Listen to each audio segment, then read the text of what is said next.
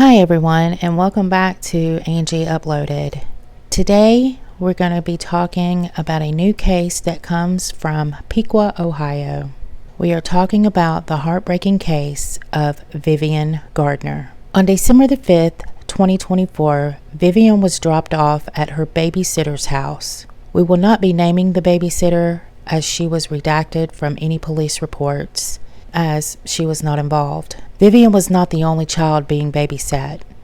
Other children had been taken to school, and Vivian was left in the babysitter's partner's care, Michael Mayer, while the other kids were being dropped off at school. When the babysitter returned home, she noticed Vivian on the bedroom floor asleep, and Mayer told her that he had put her down for a nap as she was fussy. When she checked on Vivian later, she noticed that she was unresponsive, but breathing, and then proceeded to call 911. She told the dispatcher that Vivian was pale and had bruises on her head. She was taken to Dayton Children's Hospital, where she was diagnosed with a skull fracture, subdural hematoma, and other complex injuries caused by a massive impact. Of course, the police have now been brought in, and a detective said that these injuries would cause her to be left unconscious. Mayer told detectives that Vivian may have hit her head on the dresser in the bedroom, and also that the other kids can be rambunctious, and he didn't know if another child had hit Vivian in the head.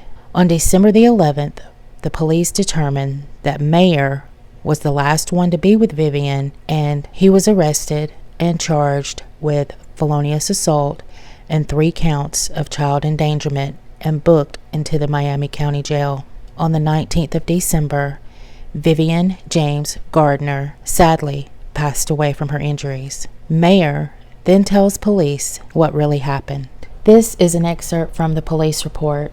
The babysitter's name and Vivian's name were redacted. The babysitter, she stated while she left, Michael was left with Vivian and 3 other children she babysits for. Babysitter stated when she returned home, Michael told her Vivian was tired, so he put her down for a nap in their bedroom floor. Babysitter stated she checked on her and found her on the floor and she appeared to be asleep. Babysitter stated she checked on her several times through the day and found that Vivian was still sleeping in the same spot. Babysitter stated around 1500 hours she started to get concerned because Vivian had not woke up, so she went in to wake her. Babysitter stated it was at that time she found her breathing was shallow and she was unresponsive. Both babysitter and Michael denied knowing what happened to cause this to happen. Babysitter was able to provide video from her net view camera in the living room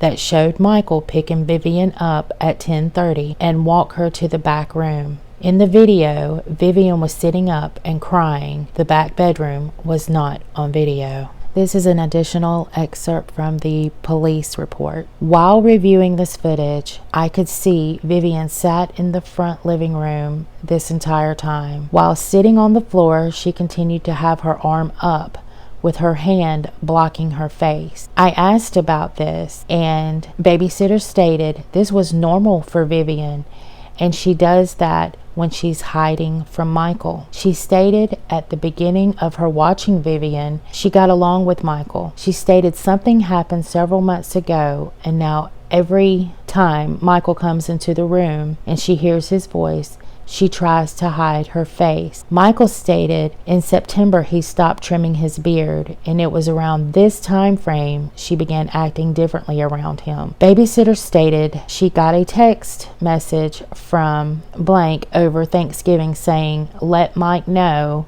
Vivian does not like her dad's family as well." She stated it was like a running joke with them because they did not know what had changed. Here is an additional excerpt from the police report. Before asking Michael any questions, I read him his Miranda rights. I provided him a copy to follow along with and asked him if he agreed to speak with us, in which he stated yes. After talking with Michael for some time, he admitted to injuring Vivian. Michael stated he took her to the bedroom to lay down for a nap. He stated when he sat her down, she would not stop crying. Michael stated he tried to walk away and go to the bathroom, but she just continued to cry. Michael stated he walked over to where Vivian was and picked her up while he was on his knees. He stated he shook her, and when she cried louder, he began to slam her on the floor of the bedroom. He stated this was not done on blankets, and he did this several times until she stopped crying. Michael stated he thought she fell asleep,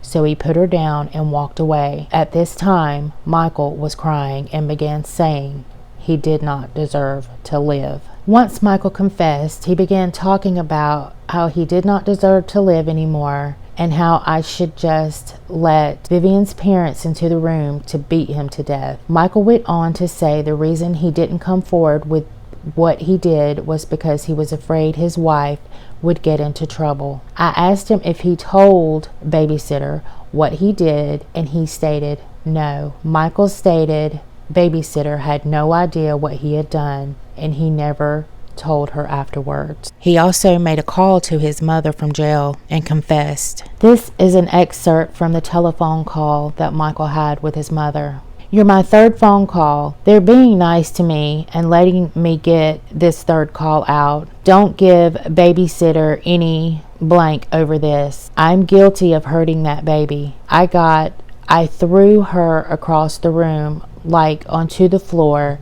and hurt her. I didn't know she was hurt. Thought she was asleep, but I hurt her and I did it. Babysitter wasn't even home. So I just want you to know the truth. I don't give a blank like I did. I'm guilty here of doing at least some wrongdoing. I've never knew that she had gotten hurt the way she did. I just wanted you to know the truth. I'm sorry. My temper got the best of me. I should have never even been there watching those kids, but I was just trying to help her out. They wouldn't stop crying, and I took her in the other room. After several minutes, I picked her up and kind of slammed her down and was like, go to sleep, and I walked out of the room. And when I came back in, she appeared to be sleeping. She looked like she was breathing. I didn't know she was hurt. I just want you to know, don't give blank any grief like I'm being coerced into saying anything, because I'm not. The babysitter herself wrote an email to detectives after she was able to stomach looking at it. This is the email that the babysitter sent to the police. Hi, sorry this is delayed. It took me a while to stomach the nerve to listen to this again. You hear in the beginning a loud crash, which I'm unable to determine if it was him or the kids playing. But right after, you can hear Vivian screaming in the background. I never watched the entire footage before, just of him walking down the hallway. I watched more Friday evening, which is when I told Weber I wanted him to, I guess, to see this. After he comes out of the room, he is speaking to the kids, and I can hear the distress in his voice and him wandering around the living room, fidgeting with things. You can tell he was nervous, and he was not like that when I got home. I never suspected anything was wrong with Vivian. I will send the rest in another email.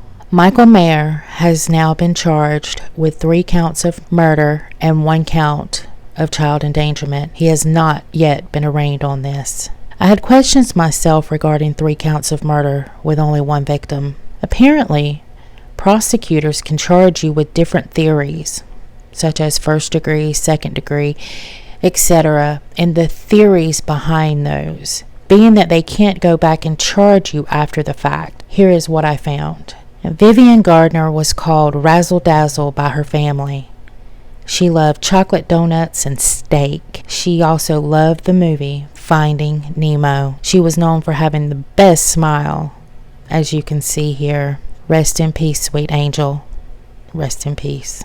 If you've ever watched any of my true crime videos that involve children, you already know how I feel about this situation. He could go down capital punishment, and I'm fine with that. If you do not have the temperament to be around children, and granted, crying can get to everyone, but if you have that inkling of a feeling that you are going to hurt a child because they will not stop crying, it is best you just walk out of the house. They are less likely to hurt themselves crawling around than by you losing your temper. Case in point. No one says you have to leave the house, but walk out of the house so you can't hear the crying. There are ways to curb this. She was only gone a short period of time. And if someone you know has anger issues like this, please do not leave them alone with children. This right here could have been avoidable, but it is 100% his fault. I am not putting the blame on anyone else.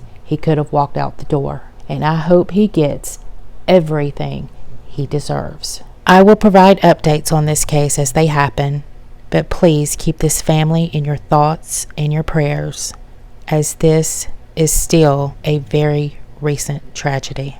If you don't mind, please hit the like and subscribe button and tap that notification bell so you will receive notification when I drop future videos, including the updates on this case.